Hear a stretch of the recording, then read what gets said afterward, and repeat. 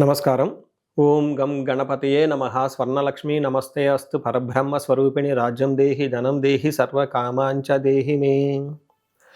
అందరికీ స్వర్ణలక్ష్మి అమ్మవారు ఎప్పుడు ప్రతి నిమిషం సంతోషంగా ఉండే విధంగా, చక్కగా నవ్వుతూ ఉండే విధంగా, ఆనందభరితంగా ఉండే విధంగా మనల్ని అందరినీ అనుగ్రహించాలని, అంతేకాకుండా మనందరికీ రాజ్యాధికారం ఉండే విధంగా అనుగ్రహించాలని, అమ్మవారు మనందరికీ సమృద్ధిగా ధనం ఇవ్వాలని, అంతేకాకుండా ప్రతి ఒక్కళ్ళకి వాళ్ళ మనసులో ఉన్న కోరిక తక్షణమే నెరవేర్చే విధంగా అమ్మవారికి మనకు ఆశీర్వాదం ఉండాలని చెప్పేసి కోరుకుంటూ ముందుకెళ్దాం. ఈరోజు మనం చెప్పుకోబోయే విషయం ఏంటంటే, కుజుడు వచ్చేటప్పటికి మిథున రాశిలో ప్రవేశిస్తున్నాడు. ఆగస్టు 2వ తారీఖు నుంచి సెప్టెంబర్ 18th వరకు వాళ్ళు ఆ మిథున రాశిలోనే ఉండటం జరుగుతూ ఉంటుంది. తద్వారా 12 రాశుల వారికి చాలా విషయాల్లో అనేక రకాలైన మార్పులు చేర్పులు వచ్చే అవకాశం ఎక్కువగా ఉంటుంది. కొంతమంది అనుకూలంగా ఉంటుంది, కొంతమందికి వచ్చేటప్పుడు ప్రతికూలంగా ఉంటుంది, కొంతమందికి కొంచెం ఇబ్బంది పెట్టే విధంగా ఉంటుందని తెలుసుకోవాలి. కుజుడు వచ్చేటప్పటికి ధైర్యానికి, పరాక్రమానికి, హీరోయిజానికి సంబంధించిన గ్రహము. కుజుడు వచ్చేటప్పటికి ఎనర్జీ, స్ట్రెంగ్త్, ఇనిషియేటివ్ అనే పనికి ముందుకెళ్ళాలని దానికి సంబంధించిన గ్రహము. యంగర్ బ్రదర్స్ సిస్టర్స్ ఎవరుంటే వాళ్ళకి సంబంధించిన గ్రహము. అంతేకాకుండా మోస్ట్ ఇంపార్టెంట్, కుజుడును భూమి పుత్ర అంటారు. అంటే ల్యాండ్స్, ప్రాపర్టీస్, బిల్డింగ్, కన్స్ట్రక్షన్ వీటికి సంబంధించిన గ్రహం.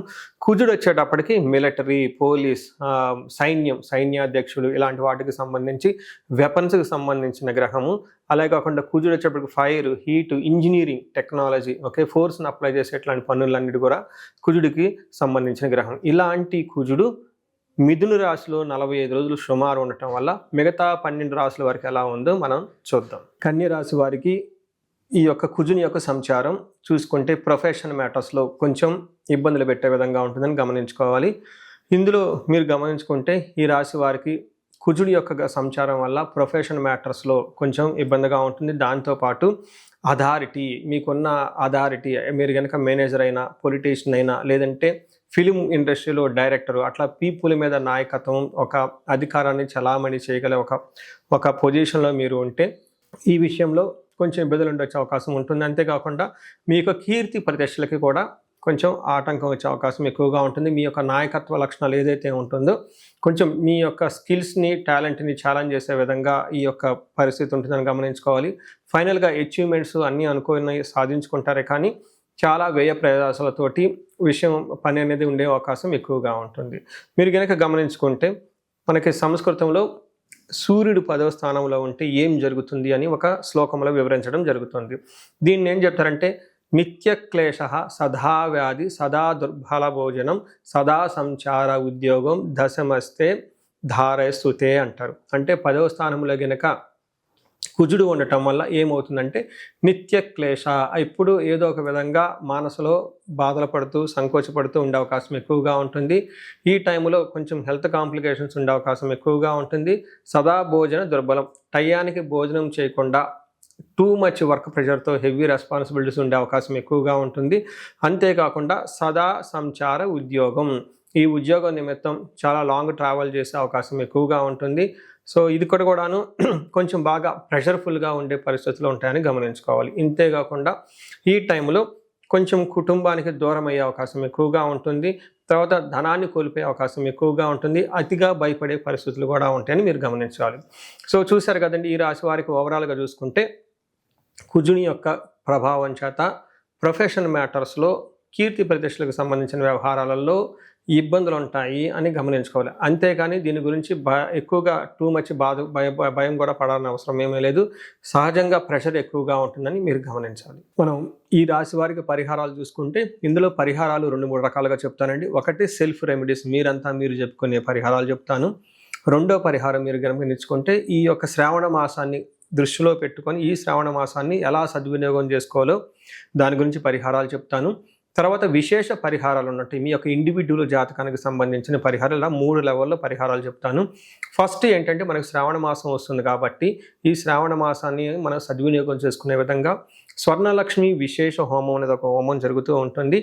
ఎవరైనా గనక, అది నా సమక్షంలో జరుగుతూ ఉంటుంది, ఎవరికైతే 16 మంది లక్ష్మీలు కావాలి, సిద్ధలక్ష్మి, మోష్టలక్ష్మి, ఇష్టలక్ష్మి, గజలక్ష్మి, ఇలా అనేక మంది లక్ష్మీల యొక్క కటాక్షం మీకు కావాలనుకుంటే స్వర్ణలక్ష్మి విశేష హోమం జరుగుతూ ఉంటుంది.